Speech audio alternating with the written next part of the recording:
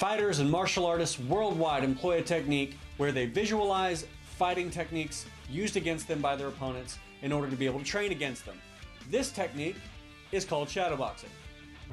Baki has such a vivid imagination that he's able to actually feel his opponent's attacks even though they aren't there, allowing him to really get good at responding to his opponent's attacks. And if you wonder what that looks like in real life, something like this. When shadowboxing, the more vivid your imagination, the more effective the training will become.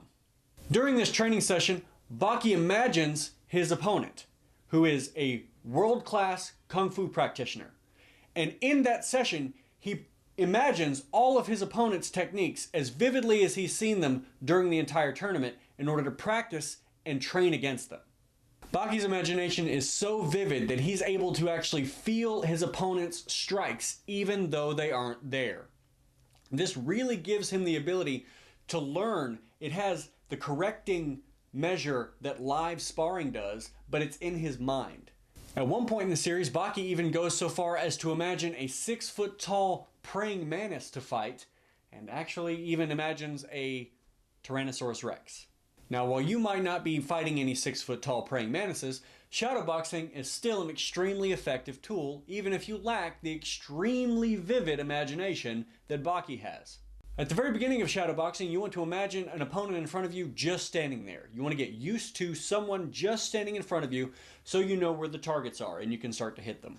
As you start to move along in your shadowboxing, you can imagine your opponent having a guard up.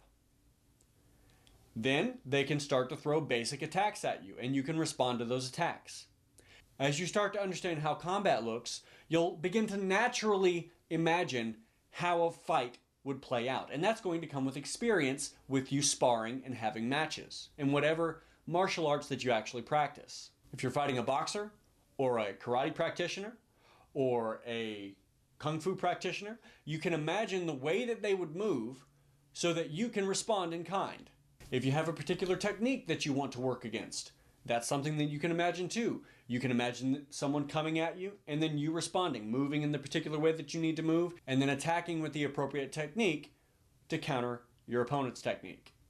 Shadowboxing is a great tool to use in your plethora of other training tools to help you get timing, distance, movement, all that stuff, because it's really ingraining that stuff in your head and you're not having to worry about actually getting hit. That's it for this Real MMA training workout.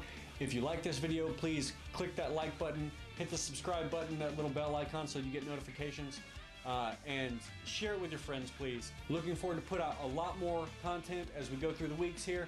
If you have anything that you would like to see, please let us know, and we'd be happy to get it out there. Until next time, good luck and train hard.